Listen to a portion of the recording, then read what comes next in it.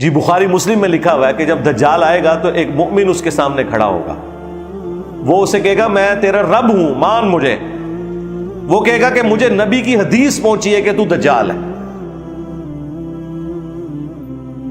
وہ کہے گا میں تیرے 2 ٹکڑے کر کے تجھے دوبارہ زندہ کروں گا، پھر تو مجھے رب مان لینا، مردوں کو زندہ کرنا تو رب کا کام ہے۔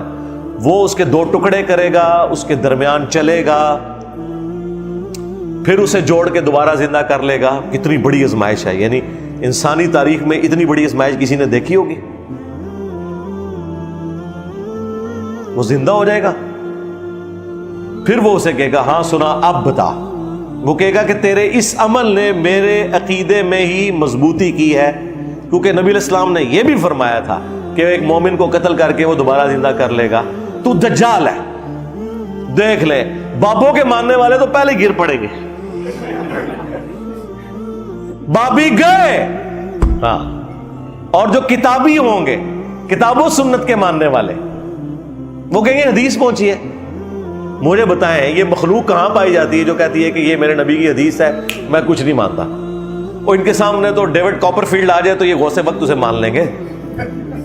ان کی حالت تو یہ ایلوژن دیکھ کے گر جانے والے لوگ ہیں، سن سنا کے پاگل ہو گئے ہیں۔ اگر انہوں نے کوئی چیز دیکھ لی تو انہوں نے تو سجدے میں گر پڑنا ہے دجال کے سامنے۔ تو نبی علیہ السلام فرماتے ہیں اس کے ایک ہاتھ میں آگ ہوگی اور ایک میں جنت ہوگی، وہ جو آگ ہوگی بیسیکلی وہ جنت ہوگی، اور وہ جو جنت جو ہے وہ اصل میں آگ ہوگی۔ تو وہ دوبارہ اسے قتل کرنے کی کوشش کرے گا، قتل نہیں کر سکے گا، پھر وہ اسے اٹھا کے آگ میں پھینک دے گا، یعنی اپنی اس جنت کے اندر جو اوریجنل جنت ہوگی لیکن اس کی وہ آگ ہوگی، اپنی طرف سے آگ میں پھینکے گا اور وہ بندہ جنت میں پہنچ جائے گا۔ اور نبی علیہ السلام نے فرمایا وہ اس وقت کا سب سے بہترین شہید ہوگا، سید الشہداء ہوگا، یعنی وہ کلمہ حق بلند کرے گا نا، جو المستدرک للحاکم حدیث ہے کہ سید الشہداء حمزہ ابن عبد المطلب ہے، اور ہر وہ شخص سید الشہداء ہے جو جابر حکمران کے سامنے کلمہ حق بلند کرے یہاں تک کہ اسے قتل کر دیا جائے۔ اسی وجہ سے ہم حضرت حسین ابن علی کو بھی سید الشہداء کہتے ہیں، اور وہ شخص بھی اس وقت کا سب سے بہترین شہید ہوگا جو دجال کے سامنے کھڑا ہوگا۔ یہ تو اسے بزرگ مانگ لیں گے، انہوں نے تو فوراً اس کی بزرگی کا اعتراف کر لینا۔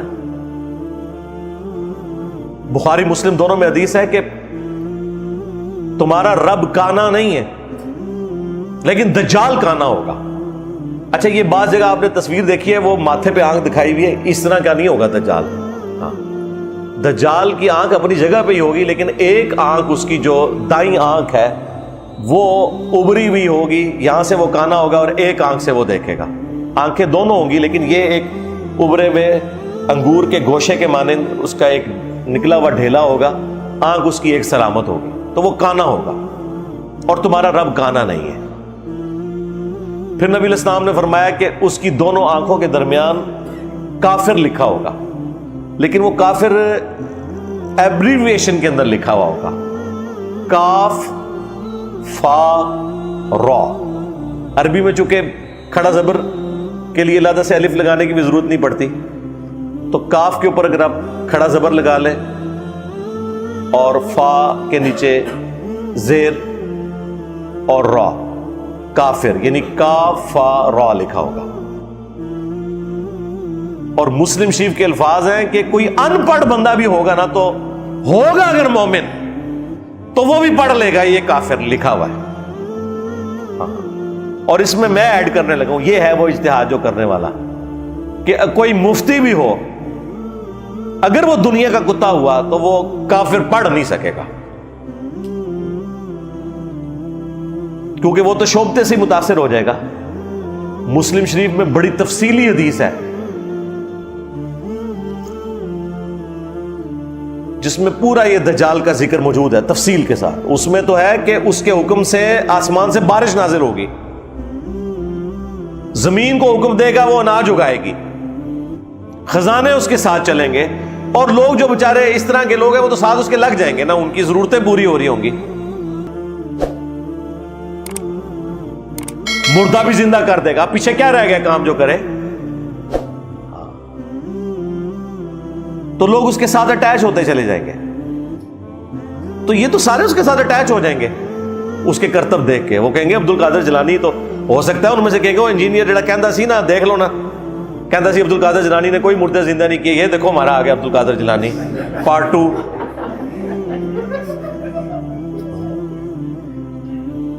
ان لوگوں کی کوئی حالت ہے جن کو آپ قرآن اور حدیث دکھائیں یہ لوگ ماننے کے لیے تیار نہیں ہوتے.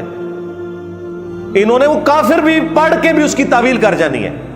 ہو سکتا ہے کاف سے وہ کشف سمجھ لیں, ہاں, فا سے فیض سمجھ لیں, ہاں, اور را سے روحانیت سمجھ لیں. تو بچے گا وہی بھائی جس کا یہ نعرہ ہوگا کہ میرے نبی سا ہے ہی کوئی نہیں, تیرے بابے تے شاہ ہی کوئی نہیں, تیرا بابا دجال تے شاہ ہی کوئی نہیں. تو جو کرتبوں سے متاثر ہونے والے لوگ ہیں وہ تو گئے, سیدھی سی بات ہے. بچے گا وہ جو قرآن و سنت پہ چلنے والا ہوگا, ہاں انشاءاللہ تعالی. باقی نبی صلی اللہ علیہ وآلہ وسلم کی جو تفصیلی احادیث ہیں وہ آپ مشکات سے خود پڑھ لیں. اس میں ایک تمیم داری والی وہ جساسہ والی حدیث بھی ہے جو ایک سمندری سفر کے دوران ایک جزیرے پر انہوں نے دجال کو زنجیروں میں جکڑا ہوا دیکھا تھا, اور پھر نبی علیہ السلام کو پوری تفصیل بیان کی. آپ علیہ السلام نے باقاعدہ صحابہ کرام کو جمع کر کے کہا کہ دیکھو میں نے جو نشانیاں بتائی تھیں اس کو اللہ تعالیٰ نے وہ دکھایا بھی ہے. اور ابن سیاد کے حوالے سے بھی مسلم شریف میں احادیث موجود ہیں, بخاری میں بھی ہے. ابن سیاد بھی دجالوں میں سے ایک دجال تھا, لیکن وہ جو بڑا دجال ہے وہ یہ نہیں تھا. اس کے اوپر اتفاق ہے. اس کے اوپر بعض لوگ پوچھ رہے ہوتے ہیں کہ ابن سیاد کے بارے میں, جب نبی علیہ السلام کو بعد میں بتا دیا گیا کہ یہ وہ والا دجال نہیں ہے, تو وہ احادیث بالکل واضح ہے کہ وہ دجال بالکل ڈیفرنٹ ہے. کیونکہ بخاری مسلم دونوں میں حدیث ہے کہ قیامت اس وقت تک قائم نہیں ہوگی جب تک کہ 30 جھوٹے دجال نہ پیدا ہو جائیں, جن میں سے ہر ایک دعوی نبوت بھی کرے گا.